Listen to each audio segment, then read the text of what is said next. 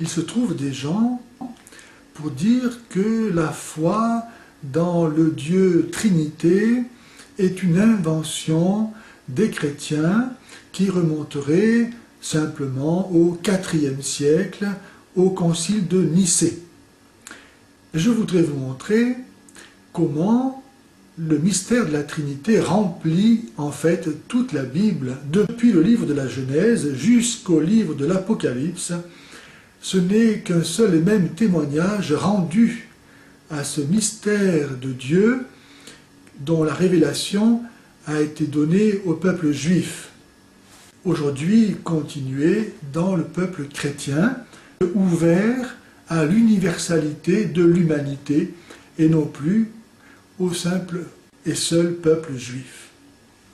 Ainsi, par exemple, dans le livre de la Genèse, au tout début, au chapitre 1, versets 1 à 2, il est écrit « Au commencement, Dieu créa le ciel et la terre était informe et vide, les ténèbres couvraient l'abîme, et l'Esprit de Dieu planait au-dessus des eaux. » Il est question de Dieu et de l'Esprit de Dieu. Ensuite, toujours au chapitre 1, au verset 26, Dieu dit « Faisons l'homme à notre image et à notre ressemblance. » Que vient faire ce pluriel si Dieu est seul? Ensuite, après le péché, quand le Seigneur constate le péché, il dit « Voici que l'homme est devenu comme l'un de nous, dans la connaissance du bien et du mal. » C'est évidemment bien ironique, mais que fait ce pluriel ici? Voici que l'homme est devenu comme l'un de nous. Ensuite, au chapitre 11, verset 7, quand il y a l'orgueil des hommes qui s'est manifesté par la création d'une tour prétendant atteindre le ciel, la tour de Babel, le Seigneur dit, chapitre 11, verset 7, « Allons, descendons, et ici même, mettons la confusion dans leur langage. » Encore un pluriel. Et surtout au chapitre 18, qui est vraiment le plus caractéristique à ce sujet. Écoutez ça parce que c'est vraiment extraordinaire. Le Seigneur apparut à Abraham près du chêne de Mambré. Le Seigneur au singulier. Il était, Abraham, assis à l'entrée de sa tente au plus chaud du jour. Quand il leva les yeux, il y avait 3 hommes debout non loin de lui. Le Seigneur apparaît, Abraham voit 3 hommes. Plus loin, dès qu'il les vit, pluriel, Abraham courut vers eux, pluriel, de l'entrée de sa tente et il se prosterna en disant « Mon Seigneur » au singulier. Abraham voit 3 hommes et s'adresse à eux au singulier. « Mon Seigneur, si j'ai trouvé grâce à tes yeux, singulier, veuille ne pas passer sans t'arrêter. Qu'on apporte un peu d'eau, vous laverez les pieds. » Pluriel. Et ainsi tout le chapitre 18 est une imbrication entre le singulier et le pluriel. Il faut lire ce chapitre. Ensuite, dans le prophète Isaïe, au chapitre 6, lorsque le prophète voit la gloire de Dieu dans le temple, et les anges qui chantent, qui glorifient Dieu, qu'est-ce qu'ils chantent? Ils disent « Saint, Saint, Saint est le Seigneur ». 3 fois Saint. Pourquoi disent-ils 3 fois Saint? C'est Dieu est unique. Ensuite, au livre des Proverbes, nous lisons au chapitre 8, versets 22 à 27. « Yahvé, le Seigneur, m'a créé, ce fut le début de son œuvre. Avant toutes ses créatures, depuis toujours, il m'a engendré.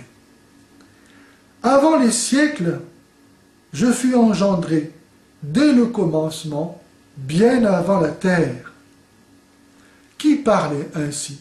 Qui dit que Dieu l'a engendré avant la création du monde?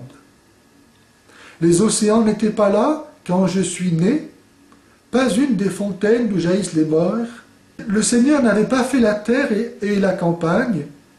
J'étais là quand il mit les cieux en place. Qui parle ainsi? Qui est cette sagesse par laquelle Dieu a tout créé et qui était là avant la création du monde? Pareil au livre du Siracide, chapitre 24, versets 1 à 9. Voici que la sagesse fait son propre éloge. Je suis sortie, dit-elle, de la bouche du Très-Haut, et comme un brouillard j'ai recouvert la terre. Dans les hauteurs du ciel est ma demeure, mon trône est dans la colonne de nuée. Le Créateur de toutes choses m'a donné un ordre. Celui qui m'a engendré m'a indiqué où dresser ma tente. Il m'a dit, installe-toi en Jacob, qu'Israël soit ton domaine. On voit ici que la sagesse de Dieu, qui était donc avant la création du monde, parle en son nom propre et se réfère à Dieu. Le psaume 110 que Jésus a cité pour annoncer le mystère de la Trinité, psaume 110, verset 1. Le Seigneur a dit à mon Seigneur, siège à ma droite. C'est David qui parle ainsi. Si lui-même est le roi d'Israël, qui peut-il y avoir entre le Seigneur et lui, qu'il appelle lui-même Seigneur? Est-ce qu'il y a deux Seigneurs? Et je rappelle que tous ces textes appartiennent à la Bible juive et que les Juifs ne croient pas en la Trinité. Ce ne sont donc pas les chrétiens qui ont trafiqué leurs Écritures pour faire croire à la Trinité. Si on prend le Nouveau Testament, bien sûr, il y a l'Annonciation. Saint Luc, chapitre 1, verset 35. L'archange Saint Michel dit à la Vierge Marie, « L'Esprit Saint viendra sur toi, la puissance du Très-Haut te prendra sous son ombre, c'est pourquoi l'enfant qui naîtra sera appelé Fils de Dieu. » On voit là une expression de la Trinité. Il y a l'Esprit Saint, il y a le Très-Haut, et il y a le Fils du Très-Haut.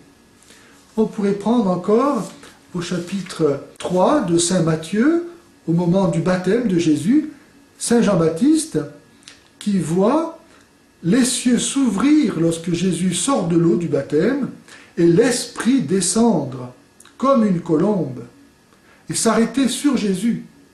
Et une voix se fait entendre du ciel, « Celui-ci est mon Fils, le bien-aimé, celui en qui je me complais. » Donc, qui dit « Celui-ci est mon Fils » sinon le Père?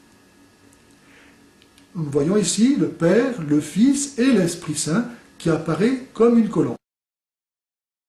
Nous pouvons continuer dans le Nouveau Testament. Par exemple, Jésus, au moment de l'Ascension, dit, en envoyant ses disciples dans le monde entier pour annoncer à tous que l'alliance donnée à Israël est désormais ouverte aussi aux païens, il dit, vous les baptiserez au nom singulier du Père, du Fils et du Saint-Esprit.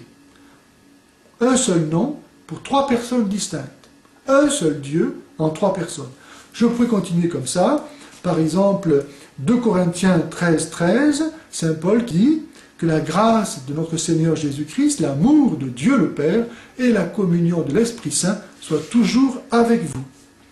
Ou bien, chapitre 4 de l'Épître aux Galates, verset 6, vous êtes des fils, Dieu a fait venir en vos cœurs l'Esprit de son Fils, celui qui peut crier « Abba, Père ».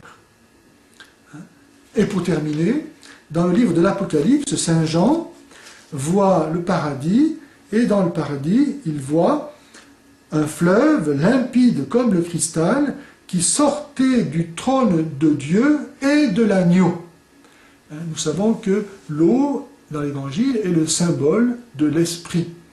Dans l'Apocalypse, la vision qui termine la révélation est la vision de Dieu trinitaire, du trône de Dieu et de l'agneau et du fleuve de la vie qui coule de leur union. Nous voyons ici donc que le mystère de la Trinité est présent dans les Écritures juives et chrétiennes. Il n'est donc pas une invention du Concile de Nicée au IVe siècle.